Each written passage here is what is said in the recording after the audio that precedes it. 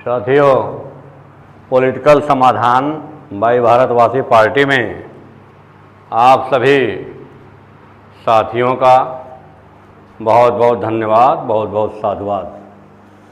साथियों, अभी इस देश में एक ज्वलंत महिला बिल विधेयक पेश हुआ है, जिस महिला बिल विधेयक में 33% भारत के महिलाओं के लिए आरक्षण का प्राविधान किया गया और लागू हो गया 2024 के बाद। क्योंकि बहुत ही चालाकी से महिला बिल के नाम पे सत्ता पक्ष वोट कलेक्ट करना चाहता है, अपना समर्थन लेना चाहता है। महिला आरक्षण बिल पर आने के पहले हम लोग प्रतिनिधित्व पे आते हैं कि महिला बिल आरक्षण या कोई भी आरक्षण किस शब्दावली के तहत ये आरक्षण आता है। प्रतिनिधित्व, रिप्रेजेंटेशन एक ऐसा शब्द है कि जो दुनिया का सबसे ताकतवर देश, जिसको हम यूएसए अमेरिका के नाम से जानते हैं, वहाँ पे ब्रिटेन का उपनिवेश था और अमेरिका में जब क्रांति हुई तो उस क्रांति में नारा दिया गया कि no representation, no taxation.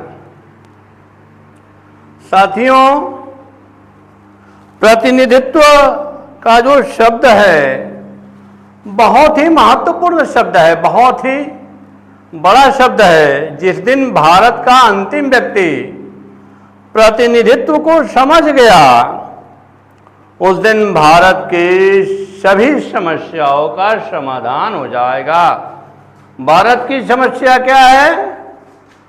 Bharat की जो मौलिक समस्या है, मूल समस्या है, अशिक्षा, इलिटरेसी, गरीबी, भुखमरी, पुअर्टी, स्टारवेशन, असुरक्षा, इनसिक्योरिटी, अन्याय, इनजस्टिस, बेरोजगारी, अनएम्प्लॉयमेंट, जाति भेदभाव, कास्ट डिस्क्रिमिनेशन, लैंगिक भेदभाव, जेंडर डिस्क्रिमिनेशन, भ्रष्टाचार, करप्शन, छुआछूत, अनटचेबिलिटी, अस्पृश्यता।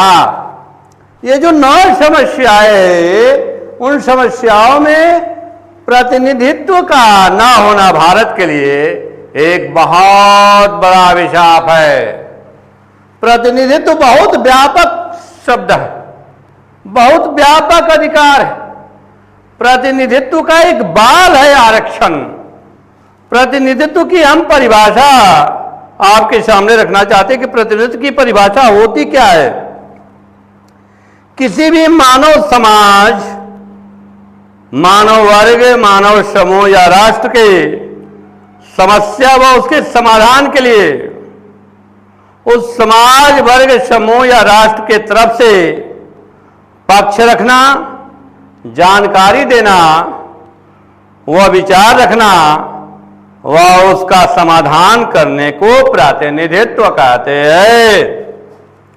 यानी क्या मामला है कि हमारी समस्या, उसके समाधान के लिए जो लोग, जिस समाज के लोग विधायिका और सरकार में जाकर के काम करते हैं, उसे प्रतिनिधित्व कहते हैं।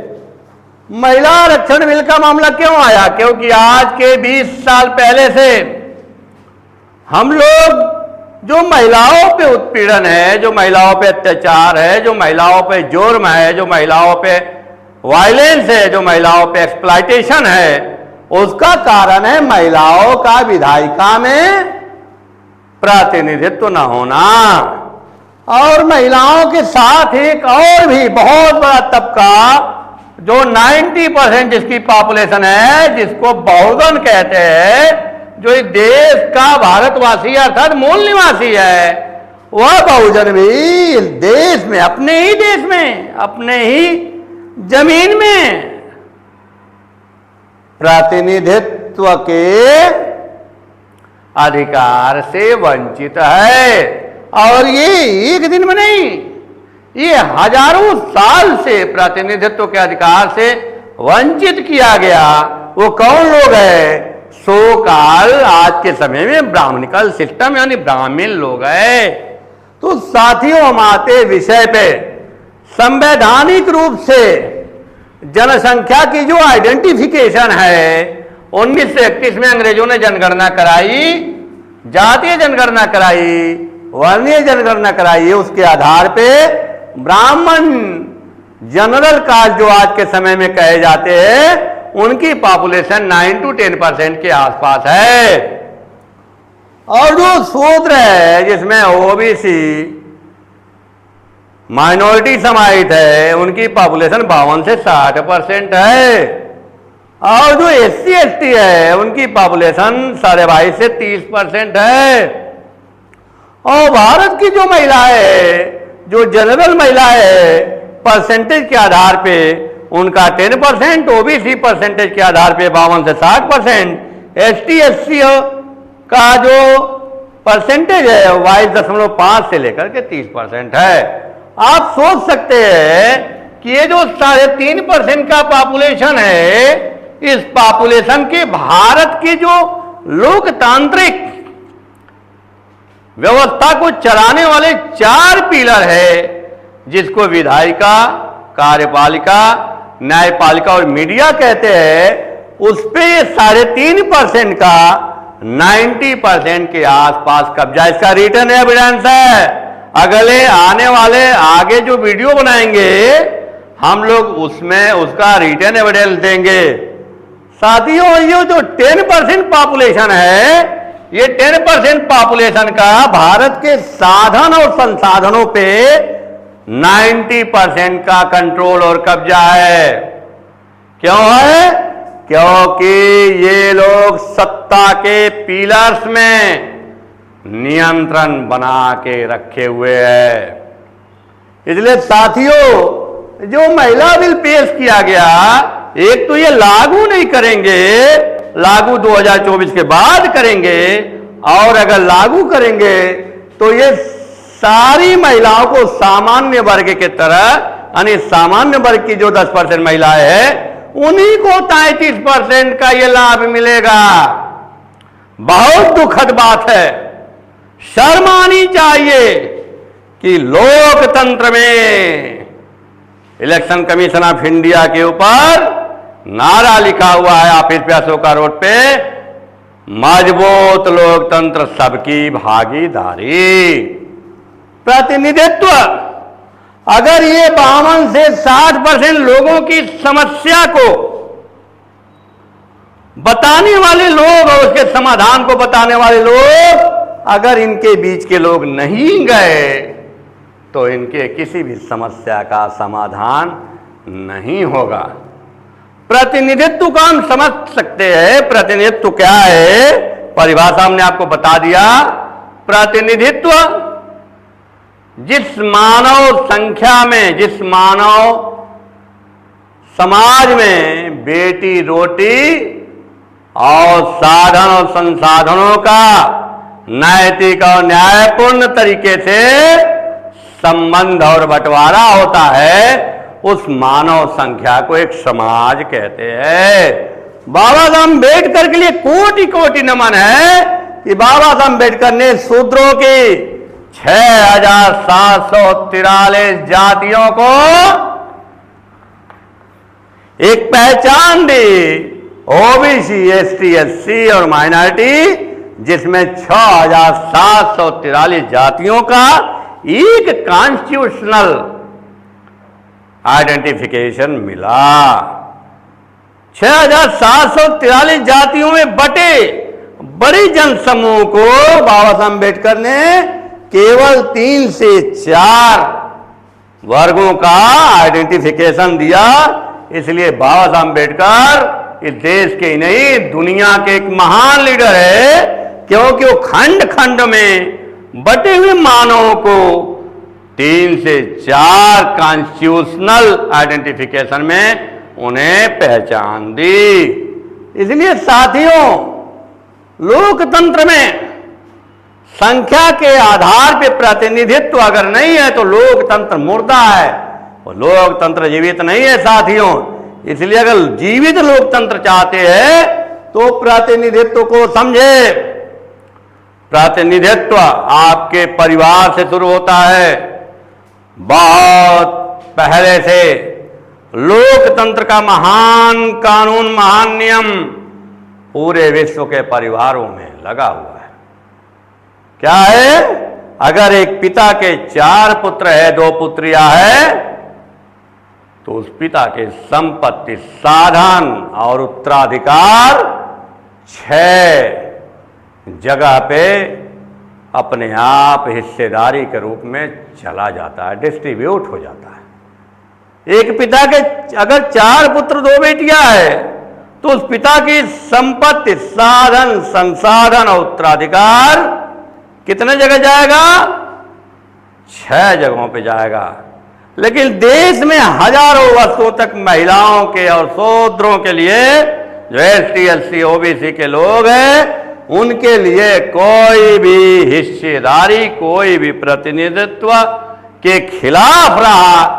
ये सो काल ब्राह्मण, ये लोगों ने जो धर्म का सहारा लेकर के, धर्म के ग्रंथों के सहारे इन सारे लोगों को, जो 90% टू अबव है, इनको प्रतिनिधित्व के अधिकार से, संपत्ति के अधिकार से, शिक्षा के अधिकार से, शस्त्र के अधिकार से वंचित कर दिया। इसलिए साथियों, बहुत जरूरी है आपको समझना, लोकतंत्र में एक परिवार में एक पिता के अगर 6 लोग हैं, 6 मानव संख्या को एक पिता जन्म देता है, एक माता जन्म देती है, तो उसका उत्तराधिकार, उसका साधन, संसाधन, सब कुछ 6 लोगों में बराबर बराबर बढ़ जाता है। वहां ये नहीं देखा जाता कि एक पिता का एक बेटा IAS है, कि एक बेटा PCS है, कि एक बेटा चपरासी है, कि एक बेटा मजदूर है, कि एक बेटा किसान है। इससे कोई लेना देना नहीं। अगर एक पिता और माता जितने जने को पैदा करता है, जितनी मानव संख्या को जनता है, उस मानव संख्या में बराबर बराबर हिस्सा चला जाता है। यही शाश्वत नियम है। दूसरा, भारत में आपने देखा कि भारत लोकतंत्र का एक विशाल देश है। भारत में साथियों, भारत में जो लोकसभा की सीटों का बंटवारा हुआ, वो लोकसभा की सीटों का बंटवारा मानव संख्या के आधार पे हुआ, क्षेत्रफल के आधार पे नहीं हुआ। आपको जान के हैरानी होगी कि उत्तर प्रदेश में सबसे अधिक मानव संख्या है, इसलिए उत्तर प्रदेश को लोकसभा की 80 सीटें मिली। बहुत सारे ऐसे राज्य हैं भौगोलिक दृष्टिकोण से जो उत्तर प्रदेश से बड़े, फिर भी उनकी मानव संख्या कम है, इसलिए उनको लोकसभा की कम सीटें दी गई। इससे क्या सिद्ध होता है कि मानव संख्या ही प्रतिनिधित्व का आधार है। तीसरे जगह हम बात कर रहे, तीसरा उदाहरण दे रहे हैं कि बाबा साहब अम्बेडकर ने जो राउंड टेबल कॉन्फ्रेंस में बाबा साहब अम्बेडकर को बहुत बड़ा कम्युनल अवार्ड मिला, लेकिन गांधी जी के जिद्द और सो काल सवर्णों ने ऐसा षड्यंत्र किया कि बाबा साहब अम्बेडकर को पुनः पैक करना पड़ा, जिसके वजह से उनका अधिकार, बहुत बड़ा अधिकार छिना। फिर भी 1931 के जनगणना के हिसाब से बाबा साहब अम्बेडकर ने पॉलिटिकल रिजर्वेशन के रूप में भारत के SC ST को 22.5% का रिजर्वेशन दिलाने में कामयाबी पाई, जो कॉन्स्टिट्यूशन में अनुच्छेद 341 और 42 के नाम से प्रसिद्ध है। जानकारी ले सकते हैं। बाबा साहब अम्बेडकर ने OBC को भी कॉन्स्टिट्यूशन में उनके आइडेंटिफिकेशन की 340 आर्टिकल के तहत OBC को आप समझ सकते हैं। तो साथियों, अगर मानव संख्या के आधार पे, कौन सा मानव संख्या? जिस मानव संख्या में बेटी और रोटी का संबंध नैतिक और न्यायपूर्ण तरीके से स्थापित होता हो, साधन संसाधनों का उचित बंटवारा संख्या के आधार पे होता हो, अगर ऐसा होता है तो उस मानव संख्या को एक समाज कहते हैं। तो जो लोग ओबीसी वर्ग या एससी एसटी के वर्गों में जो लोग जनरल कास्ट के लोग हैं, जिनका 90% भारत के साधनों संसाधनों पे कब्जा है, 90% लोकतंत्र के चारों पिलरों में कब्जा है, जिनकी पॉपुलेशन 10% है, और ये लोग कहीं से भी अपनी आइडेंटिफिकेशन को हटाना नहीं चाहते। सो काल ब्राह्मण, सो काल क्षत्रिय, सो काल जो जनरल वैश्य है, ये लोग किसी भी सूरत से साधन संसाधन का बंटवारा इन जो 90% लोग हैं भारत के, उनमें बराबर रूप से अवसर नहीं देना चाहते। ये जो 10% के लोग हैं, ये 90% के लोगों को विधायिका के चारों पिलरों, लोकतंत्र के चारों पिलरों, विधायिका, न्यायपालिका, कार्यपालिका और मीडिया में ये उचित प्रतिनिधित्व नहीं देना चाहते, और ये लोग सामाजिक रूप से इनकी पहचान को अपने साथ नहीं जोड़ना चाहते। तो साथियों, बाबा साहब अम्बेडकर ने इनको पहचान दी कि ये ओबीसी है, एसटी एसटी है, ये माइनॉरिटी है, तो इनके लिए भी इनकी समस्या इन्हीं के लोग विधायिका में रखेंगे। महिलाओं की समस्या महिलाएं रखेंगी, और महिलाओं में जो सबसे ज्यादा संख्या है ओबीसी महिलाओं की है, जो 52% है। पता नहीं क्या दिखाई दे रहा है देश के लोगों के आंखों में, मोतियाबिंद हुआ कि मारा चढ़ गया है। ओबीसी की 52% महिलाएं हैं, इनके लिए आपके कलेजे में और आपके दिमाग में 1% का भी कोई मानवता नहीं। आप लोग क्रूर लोग हैं। आपको दिखाई नहीं दिया कि ओबीसी की 52% महिलाओं का भी अगर महिला विधेयक आप पेश कर रहे हैं, तो इन 33% में ओबीसी का कम से कम 18% विधायिका लोकसभा और विधानसभा में इनकी संख्या होनी चाहिए। अगर ये लड़ाई को छोड़ दिया ओबीसी के लोगों, सुन लो, तो कल आपके बच्चों को रौंदा जाएगा, आपके बच्चों के अधिकार को छीना जाएगा, आपकी धन संपत्ति छीन ली जाएगी। ये सत्ता पक्ष के लोग षड्यंत्र करके आपको विद्या विहीन करेंगे, आपको शिक्षा विहीन करेंगे, आपको धन संपत्ति विहीन करेंगे, आपको कौशल विहीन करेंगे, आपको धरती विहीन करेंगे, आपको जमीन विहीन करेंगे। आपकी बेटी बहनों की आबरू इस देश में सुरक्षित नहीं रहेगी। इसलिए सोच लो, ये साढ़े 18% से 19% का जो अधिकार है, ये ओबीसी के महिलाओं का, ये जनरल क्लास की महिलाओं के पास सीधा पहुंचेगा, और ये सारी की सारी जनरल क्लास की महिलाएं प्रतिनिधित्व करेंगी, और आपके खिलाफ कानून बनाया जाएगा। इसलिए समझो इस बात को, सोचो साथियों। इसलिए प्रतिनिधित्व क्या कहता है? लोकतंत्र में मजबूत लोकतंत्र, सबकी भागीदारी, ये समझना पड़ेगा। इसलिए साथियों, अगर 33% का बिल आप पेश कर रहे हो, इसमें आपको वर्णित करना चाहिए कि ओबीसी का 33% में, ओबीसी महिलाओं का 52% कम से कम, एससी प्लस एसटी की महिलाओं का 22.5% कम से कम, और माइनॉरिटी की महिलाओं का कम से कम 15% ये प्रतिनिधित्व का अधिकार मिलना चाहिए। तब जाकर के आप एक समग्र और व्यापक प्रतिनिधित्व की बात कर सकते हैं। इसलिए साथियों समझो, ये अधिकार ना देना पड़े। ये जो बहुजन के लोग हैं, 90% लोग हैं, इन लोगों को अधिकार ना देना पड़े।